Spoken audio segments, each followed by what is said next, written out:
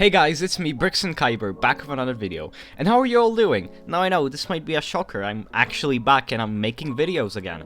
So, my last video released like 6 months ago, and the reason why I had such a large break is mostly due to it being exam year in my school and a few other events in my life that made me take a break from YouTube for a while, but hopefully now I will regain my consistency as I figured out a new idea how to reinvent my channel, that being recommendations for the weekend, where I will go over the movies that I've watched the week prior and give you my thoughts on of them and which ones I recommend for you to check out.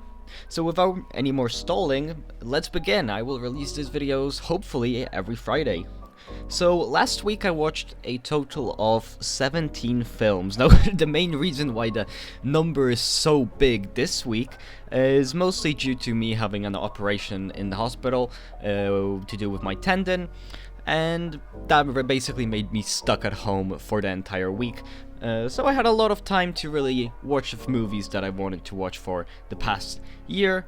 So the silver lining in the entire situation was that I was finally able to watch my watch list, which I have been constructing over the past few months and which has about 300 films. So yeah. Let's begin. So on Monday I watched Pretty Woman, and it was actually really fun. A very 90s movies with some common love tropes, but I think where the script can be predictable, the two charismatic leads make up for it with Julia Roberts and Richard Gere having heck of a time on set, and you can really feel their presence anytime they're in the film, especially in the comedic parts. They're definitely the highlight for me, and I'd say this is an easy watch. It's fun, it's simple, and the first recommendation from me. Next up on Tuesday I finally watched Godzilla -1, which released on Netflix as I failed to see it back in December due to time constraints, but yeah. Basically, everybody and their mother at this point have heard of this film and how fantastic it is, and yeah, it definitely lives up to that hype. I mean, it's emotional, it's a fantastic film, it's well written, it's action-packed, and basically, in a time where most blockbusters feel very stale and very similar, Godzilla -1 is a fresh of breath air, and it really feels like something unique, and it's just crazy when you take a look at the budget that this movie had and how small it is compared to other Hollywood blockbuster. It really makes Godzilla -1 stand out and feel far more unique than any movie we have gotten from the past few years. On Wednesday, I saw two very different films, the first one being the 80s classic Footloose, and I have to say, it was really average for me. I mean, I really enjoyed the performance by Kevin Bacon, and it was a surprise to see John Lithgow in the film as well. But I don't know, the script was very, average, and the entire story was very predictable with how it's going to play out, and I guess that's part of the 80s charm with this film, but I don't know, I just think there are much better films from that era that you should watch, and even the comedic parts, in my opinion, were pretty unfunny and pretty lackluster, so this is, I think, a skip for me. I mean, yes, it is a classic, it features the Footloose song, but I think there are far better movies from that era that you should much rather watch, so it's a 6 out of 10 from me. However, the movie I watched later that day was Borat, and I'm not saying the full title here, but it was the first Borat from 2006, and it was just such a fascinating movie to watch, especially after, reading a lot about the production and the aftermath of this movie and what it led to. I mean, it's still mind-blowing to me how it even got made. It is definitely a hard movie watch, or will be a hard movie for some people that easily get offended, so for those people I would say stay away from it, but if you're okay with people like Ricky Gervais, then I think Sacha Baron Cohen won't really do you any harm. His performance in this movie, though, is really just something else, and he's just in a different league. And again, this movie just is so hard to talk about, as it's not really a movie, and it's just something else. It's this social experiment, this social commentary, and really changed the game on how we do social commentaries in media, and it's just fascinating to see all that play out. There are of course some pretty graphic scenes in the movie which I will warn you about, but I just really have to recommend this film. Even though I cannot rate it, I'll definitely recommend it just because it's so fascinating and it's just such a great addition to the history of media and the history of cinema, and how, how different some movies are and how experimental it is. It was just a fantastic watch, and I have to recommend it. Continuing with my journey with Sacha Baron Cohen, The next day, on Thursday, I watched a scripted film from him, this time around, The Dictator, and it was really disappointing, I gotta say. After seeing how insane Borat was, this movie really didn't do anything for me. The humor just wasn't there. It felt very cheap, you know, all the gags felt very stale as well. It was very flat, and it only had a few good jokes, mostly a helicopter scene, which I won't get into for spoiler reasons, but I don't know, I wouldn't really recommend this one. I thought it was very forgettable and very stale, so stay away from this one, stay with Borat instead. I think that's a far more interesting movie. Next, I saw the only short film this week, which was a western, a 30-minute western, A Strange Way of Life, starring Ethan Hawke and Pedro Pascal, and to be honest, there isn't much to say since it was a short film. However, I really liked the premise, and I think this could have been a feature-length film, and a very interesting feature-length film at that. However, due to the lengths, there isn't much that they could do with these characters, but in that small runtime, I think, it felt like a sales pitch for the premise, and the premise was very interesting and something very unique for a western. Hence, I would say if you're a fan of western films and you're a fan of short films, it's definitely a good watch, because the script is pretty solid, and even if you're not really a western fan, I think the premise alone is just really captivating and really grabs your attention. The two performances by Ethan Hawke and Pedro Pascal are really great.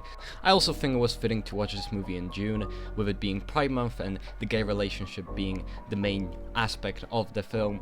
But yeah, I'd say go give it a watch. It's short, it's cheesy. Yeah, enough said. On Friday, I actually watched 5 films, and starting with the first one, it was David Lynch's films, Blue Velvet. It was a very intriguing mystery that I highly recommend. The closest thing I'd compare it to is a David Fincher film, like Gone Girl perhaps, but it really felt so much different. I mean, David Lynch has just a specific style, and it can be really felt in this film. It has some great tensionist moments, and all the actors gave amazing performances. Especially I was surprised to see Laura Dern. She gave a fantastic performance, and the unique style just made it a pleasure to watch. 8 out of 10, and it was just something very experimental. Hence, I'd recommend it, as experimental cinema is always a great thing to see. Later, I saw Hung 'Em High with Clint Eastwood, an oldie from the 60s, and this was a pretty great film. It had a very simple premise. It was a classic revenge story, and it was interesting to see Clint Eastwood play less of a gunslinger, but more of a sheriff, since this movie was after the Sergio Leone era, where he played the lone gunslinger with the man with no name. But yeah, this was just a really fun, simple film. I mean, 7 out of 10. It's a great watch for a Friday night. I definitely recommend it. There isn't much to it, but Clint Eastwood is fun. It has some fun shootouts, and if you like the Western genre, I don't think you'll be disappointed at all. Next was John Wick. Now, I think most people know what this movie is about. If though you don't know, it's an action thriller similar to Taken or The Equalizer. It's perfect for a Friday night. With similarly to Hung 'Em High, it is also a revenge story, but Keanu Reeves is really great in this movie. It has some great shots, great cinematography, great sound editing as well, which surprised me, and I really enjoyed it. 7 out of 10. Then finally, I saw Jordan's Peele Get Out. Now, this movie was a fantastic thriller, or more of a horror really, but it was very experimental and it had a very original premise. The script was especially fantastic, making the tensionist scenes exhilarating to watch. I'd highly recommend it to anyone, and there is no movie like it really today, and I just can't believe I'm watching it now. I can't wait to see his other films now with Nope and Us. 9 out of 10, highly recommended. And then Friday ended with a shocker for me as I watched Danny Boyle's Steve Jobs. Now, this movie was shocking to me, as I said before, as I never expected a movie about Steve Jobs to be this well executed. Everything from the direction to the cinematography to the wonderful score by Daniel Pemberton to the fantastic performance by Michael Fassbender and Kate Winslet.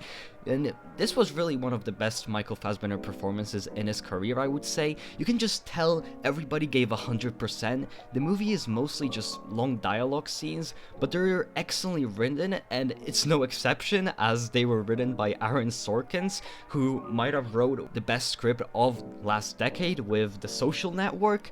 But while this movie is perfect in all those categories, I do have a small gripe with the ending, which I won't spoil of course, but the movie chooses to end in a very interesting place in Steve Jobs' life, leaving a certain impression of him that I don't think was the right thing to end the movie on, with that impression. But I might go into that in a separate video if I ever come back to this movie, as I said, it was just really interesting, and I think it was just so well executed in all the departments, and all I can say is that Steve Jobs from 2015 is a masterfully executed picture that you should definitely give a chance. 9 out of 10, it was definitely the most shocking movie for me that I saw last week. Then on Saturday, there were 3 movies that I watched, so a bit less, the first one being Escape from Alcatraz. This was a very simple prison break movie from the 80s, well, 1979, but Eastwood gave another compelling performance, and this was actually one of those films, one of the first films where people saw that Clint Eastwood was more than a cowboy, so it was very interesting to see him in a different role where he isn't in a western. It's definitely an enjoyable movie, it's a great action movie, it's a classic from the 70s to 80s era, and it has some great fills. 8 out of 10, I think you'll enjoy it. Next movie, we have the most recent film that I watched, this movie from 2022, and it was Ron Howard's 13 Lives. Now, I wanted to watch this movie for a long time, mostly due to it having a great cast with Viggo Mortensen, Colin Farrell, and Joel Edgerton, who I think is easily the most underrated actor of our generation. The reason why I think this film is so compelling is because I really appreciate rescue stories, and when films also focus on natural disasters and they retell real life events. Hence, I think it was just very well executed, especially the tensionist scenes. You could really feel that the characters were in danger and they really had limited time to rescue the different people, which I really did enjoy as it added to the entire stakes of the entire story. What was also really fascinating to me was how the entire movie was shot like a documentary with lots of handheld footage. It really added to the realism of the entire situation, and it's just honestly fantastic to see directors like Ron Howard, who is a Hollywood legend, still crafting such engaging stories for us. The movie is also very heartwarming, very wholesome, hence I would say just give it a watch. 9 out of 10, great film, another shocker, can't wait to rewatch it. And then finally I rewatched the movie Green Book. Now I absolutely adore this film. I really like friendship movies like this, which show just 2 different sides and 2 different perspectives, and settling differences to really bond together. And the 2 characters here, played by Viggo Mortensen and Mahershala Ali, are just spectacular. It's a 10 out of 10. It's a very much a feel-good movie, but it was also very thought-provoking, and I really like some of the dialogue scenes. The script is very solid, it has some great shots, and it showed the issues of racism in 1950s America, and I would just really recommend it. I usually watch it on Christmas, but I decided to rewatch it now as I like to watch it from time to time with my family. It is also a very funny movie. Viggo Mortensen especially has some amazing comedic timing, and yeah, I just cannot praise this movie enough. Go watch it, go see it. Very wholesome, very fun time. I think you'll like it. And then finally on Sunday, I watched 4 movies. First one being Ferris Bueller's Day Off. Now, this is a classic from the 80s that many people love, but for me personally it didn't really do too much. I mean, yeah, it's an 8 out of 10, very similar to Breakfast Clubs and movies like that, but I don't know, for me personally it was nothing that I haven't really seen. Mostly because modern media reused many of the gags, but it was fun to see where most comedy teenage tropes originated from, and it was this movie, so that's why I would recommend it. But then it is probably something that you have seen before just in other movies, but it's still a really fun watch. The gags especially and the slapsticks were fantastic. After that, however, I watched a pretty interesting film, which is Joseph Kosinski's Oblivion from 2013. Now, I'm a really big fan of Joseph Kosinski's work. I really enjoy his movies. Tron Legacy is one of my favorite movies that's ever made, but after hearing so much praise for Oblivion, I was simply shocked. I mean, I enjoyed the premise, and the designs were fantastic. I mean, the production design and the set design in this movie was absolutely ecstatic, but I don't know, the first hour I was really invested, but the second hour I just couldn't get invested. I just really didn't enjoy, and the entire twist of the film, it didn't really grab my attention as I feel the film wanted it to be grabbed, which just ended in me waiting for the picture to finish, which is really unfortunate. As I said, I'm a big fan of Joseph Kosinski, I'm a big fan of Tom Cruise, so it's unfortunate that this collaboration didn't really work out for me. At the end of the day, I'll rate it like 6 out of 10. It had some pretty shots, at least it was very nice visually and very good to look at, but outside of that, there wasn't much substance to it. Go watch a different sci-fi movie. Now, the last two movies I watched were actually Lost in Translation and Her. I did them as a double feature. I watched them as a double feature with my friend, as the two directors that made those films were actually married before they made them, and then they divorced and then made the film, so we wanted to look at different similarities, and Lost in Translation was actually a rewatch for me, and nothing really changed on my opinion on the film. I mean, I still enjoyed it. I think it's a great film that talks about, you know, lost meaning in life and also isolation, and the two stories, one being with Bill Murray and the second with Scarlett Johansson, I think they're both really great and very well written. I personally like the Bill Murray stuff a bit more, however, the Scarlett Johansson also stuff is very intriguing. I think it's one of her strongest performances easily in this film. And I really like the mood of the entire film. The entire setting is very moody. Tokyo feels like a very lonely place, even though it's has so many citizens and it looks so illustrious. It still feels like a very shallow place, which I think is really great, and it really adds to the main message of the entire film, which is why I'd recommend it for sure. It's an 8 out of 10 for me. However, Her was just a fantastic movie. This was another shocker for me. Joaquin Phoenix gave such an emotional performance and gave out so much life in a world that was presented with no life, and a world that felt very artificial and isolated. Phoenix just really gave so much heart to the movie. The colors in this movie as well were so beautiful. I mean, this was just such a pretty movie to look at, which I think is very rare as well these days.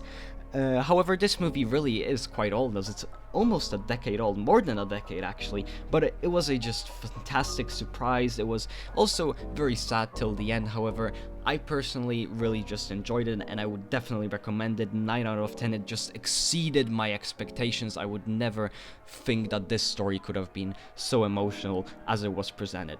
And that's it. I hope you enjoyed this video. If I were to boil it down to my favorite recommendations, I would go with Her, Steve Jobs, 13 Lives, and -1, as I think each of those movies will provide you with very different experiences, provoking you to think about different things and different aspects of life. However, there are also films such as Borat and Blue Velvet that I just really enjoyed also that I would recommend, so it's really up to you. Let me know, guys, what do you think of all these films in the comments. Maybe you've already seen one of these films. Let me know down in the comments. Let me also know what do you think of this new styles of videos that I'm trying to create. And yeah, hopefully I'll catch you guys next week. Like, share, and subscribe, and I'll catch you guys next time. Bye bye.